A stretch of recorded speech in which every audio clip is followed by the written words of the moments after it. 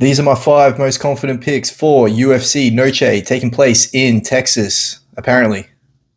My first most confident pick taking place in the strawweight division, we have Tatiana Suarez strangling and Amanda Lemos.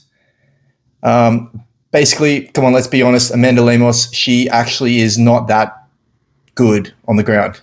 And Tatiana Suarez, with that wrestling background, she throws men around the gym, apparently, in grappling exchanges. You know, she's obviously going to be the most high-level grappler in this fight.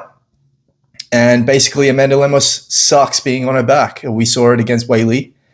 And yes, Amanda Lemos is very good at staying on the outside, very long, uses her jabs well. Good hands. You know, she's got like that good style with her hands. You know, she keeps the distance, picks her shots nicely. But I think at the end of the day, I think eventually, maybe in the first round, eventually it's going to go to the ground. And basically, yeah, Tatiana Suarez is going to snatch up the neck of Amanda Lemos. So give me Tatiana Suarez by submission. I think it's going to be the first round.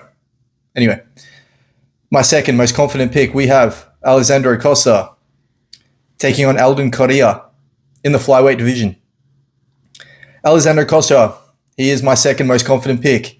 He's just such a good all-round fighter, very strong with his strikes, has an acceptable ground game. He trains alongside Diego Lopes under the same roof, so that's an upside there.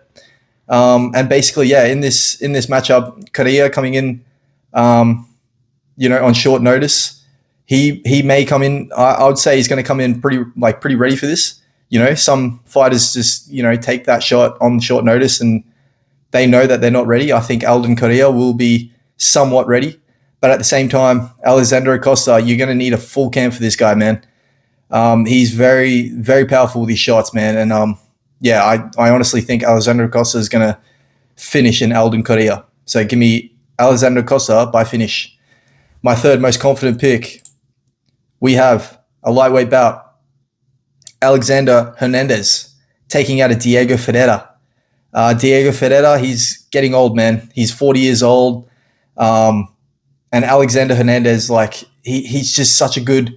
He's kind of like Alexandre Costa. Like, he's like good all around, man. He's very strong, like very, very strong. Good power shots. Good ground game. He's got that aggression. He's one of those dudes that's got that aggression. Not many fighters have that ability, you know. And he comes out there hungry, wanting the fucking win, man. And I think Diego Ferreira is going to get overwhelmed. And I see an Alexander Hernandez getting the TKO finish. So give me Alexander Hernandez by TKO. Moving to my fourth most confident pick, we have a Joaquin Silva.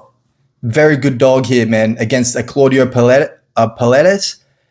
Claudio Paredes is very, very one-dimensional, man. He just wants to use that one jab, 1-2, just to close the distance, just to get his hands on you, to use his jiu-jitsu. And at the same time, he doesn't really have that much. Like, he might have that little bit of wrestling, barely, but I think he's more of a jiu-jitsu guy. And we've seen, on the other hand, the dog in this fight, the Joaquin Silva, we've seen it in the past, man. You can't take it away from him. A loss to Arman Sarukian, but he gave Arman Sarukian a fucking run for his money, man, in that fight. Joaquin Silva, he was a 6-1 dog, man. And, at the end of the second round, he clipped an Arman Sarukian, man. He gave Sarukian a good run for his money while it lasted, when he got fucking TKO'd in the third round. I truly believe a Joaquin Silva is going to give this man a very hard test. And I've got Joaquin Silva by TKO, and he's a very good dog here. But nevertheless, if you're going to back this guy, I reckon just take him to win, man. He's just going to win by any means necessary. But my pick, I feel like a Joaquin Silva can get a TKO victory, man, over Claudio Paredes. So that's my fourth most confident pick. My fifth most confident pick, we have at bantamweight, a Santiago Luna taking out a Quang Lee.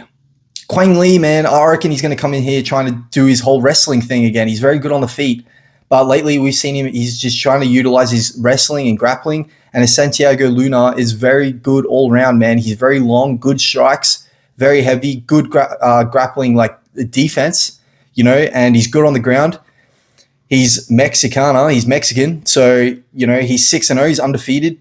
And he's coming in. It's a near even odds. So it's basically like you're taking that plus money for an undefeated fighter fighting with the Mexican crowd. I think that this fight, although he's coming down in weight, I reckon he's going to be ready for that. I truly believe he's going to be ready for that. But we'll see. And I edge it to Santiago Luna by destruction. Santiago Luna by destruction. Just back him to win, man. Those are my 5 most confident picks. And I will say that I've got some – all right, I'll give you some bonus ones. Right, so we got like Canelo taking on Terence Crawford. Terence Crawford, he's coming in. He's undefeated.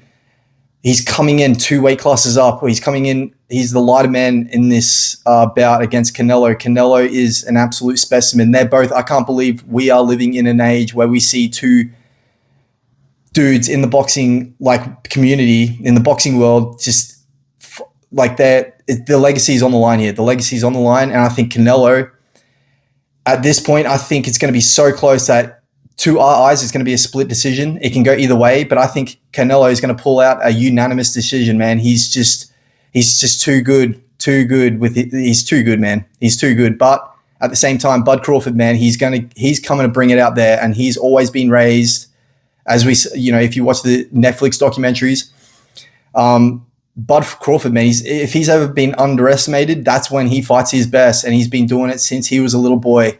So it's going to be an interesting fight, man. It's going to be an interesting fight. Any other bonus?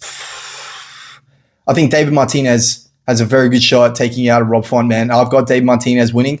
He is the underdog here. He's very long, very strong strikes, man, and he's very patient with his strikes, man, And Rob Font can be very reckless at times. He can be. And he can be moving forward way too much, and Rob Font might end up getting counted here. So Dave Martinez, a very good dog to back. Anyway, so that's it. Those are my 5 most confident picks for UFC Noche in Texas. They canceled it in Mexico. Anyway, I'm out. Peace.